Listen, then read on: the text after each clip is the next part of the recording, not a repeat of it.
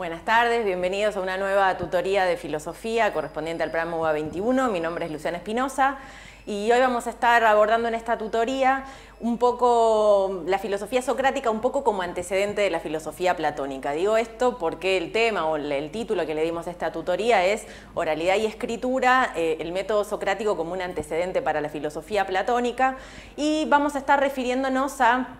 Estamos trabajando con la unidad 2 de nuestra materia, con la unidad 2 parte 1 y el segundo texto. La semana pasada estuvimos con el texto A, esta vez podemos decir el texto B o la segunda parte. Y bueno, básicamente lo que queremos hacer en estos 4 bloques que vamos a trabajar hoy es presentar un poco el método socrático, la manera de pensar filosóficamente o la manera en la que Sócrates considera la labor filosófica, para ver de qué manera allí hay una cuestión capital de nuestra materia, que es la relación entre escritura y oralidad, o entre texto y filosofía. Y vamos a ver que en el caso de la filosofía de Sócrates lo que nos encontramos es con una figura que es una figura sin precedentes para la filosofía. ¿Por qué digo esto? Porque la semana pasada, tanto en las tutorías como en el texto, estuvimos refiriéndonos al contexto de emergencia o al contexto de surgimiento de la filosofía y a la tensión que había entre mitos y logos. Decíamos que no había un pasaje, una transición, sino dos usos distintos o usos instrumentales distintos del discurso.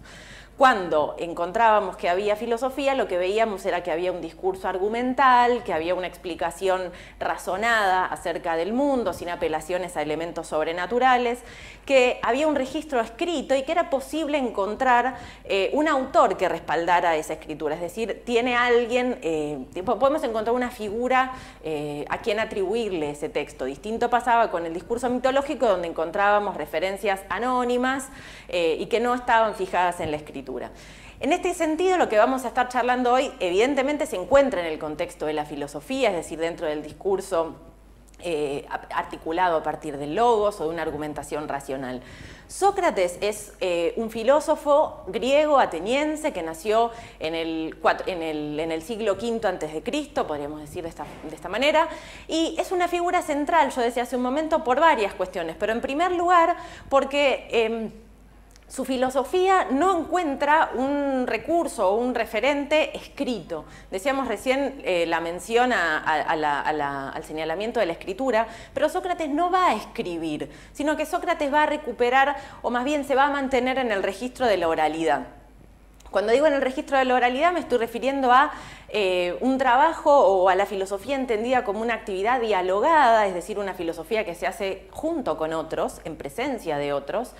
Y en este sentido también vamos a estar girando en torno al contexto de aparición de Sócrates, porque lo que encontramos es que así como la filosofía era inseparable, o el surgimiento de la filosofía era inseparable de un contexto de crisis, la emergencia de Sócrates también es inseparable de un contexto de crisis, pero de una crisis que tiene que ver con los valores morales de la sociedad. Entonces, la emergencia de Sócrates va a venir a ofrecer una especie de salida o solución o cura a esta enfermedad de la polis, en la que encontramos que hay relativismo, subjetivismo, y lo que Sócrates va a pretender hacer a través de un proyecto educativo, fundamentalmente la paideia socrática, es fundar o refundar o reinstalar la vigencia de los valores absolutos. Entonces, encontramos que esta figura, que es determinante para la historia de la filosofía, ya sea porque algunos la continúen y la retomen y otros porque la retomen críticamente, con Sócrates encontramos a lo que tenemos en nuestra última placa, que es la referencia al giro antropocéntrico, a la primera placa, exactamente. ¿Qué es el giro antropocéntrico? Bueno, si la filosofía en sus orígenes lo que buscaba era explicar racionalmente el mundo, lo que encontramos es que con Sócrates se consolida una manera que pone en el centro de esta explicación ya no al mundo, sino a una parte específica del mundo, al mundo humano. Miramos lo que dice la placa. Dice: el giro antropocéntrico es el proceso a través del cual se redefine el interés dominante de la filosofía. Es decir, simplemente hay un viraje con Sócrates, se consolida un viraje que va a encontrar esto que tenemos a continuación, que dice: se pasa de una interrogación que busca explicar el mundo natural a otra que se propone analizar la dimensión propiamente humana. El objeto fundamental de la reflexión filosófica socrática es el hombre, la conducta humana. En ese sentido hablamos de un giro antropocéntrico. Ya no vamos a querer explicar el mundo o cuáles son los elementos naturales que nos van a servir como fundamento explicativo de la realidad, sino que lo que estamos tratando de hacer, o lo que Sócrates se va a proponer hacer, es explicar el orden ético de las conductas, ¿sí? De las acciones y del carácter humano.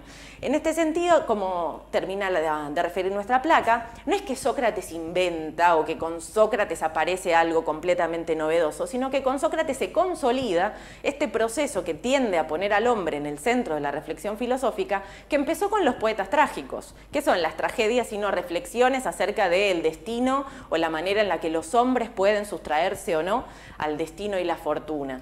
Pero también continúa con la labor llevada adelante por los sofistas contemporáneos a Sócrates y con Sócrates finalmente como, digamos, como quien lo encarna o quien trae este procedimiento para la filosofía.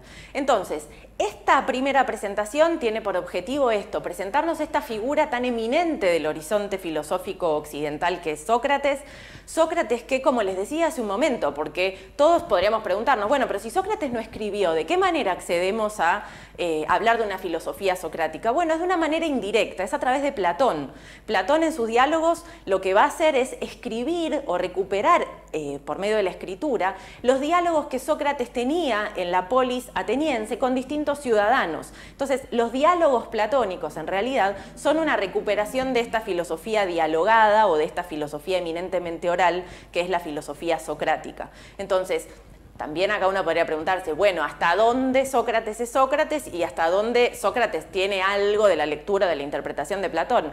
Bueno, a nosotros eso poco y nada nos interesa por la noción de texto con la que nos manejamos, pero evidentemente hay un indicio de la centralidad de la oralidad en la filosofía de Sócrates, siendo él un autor que no escribió y que tenemos un registro de él vía indirecta, es decir, a través de Platón. En el bloque siguiente vamos a estar trabajando acerca del proyecto educativo socrático y la atención con los sofistas, así que los espero a trabajar un bloque más.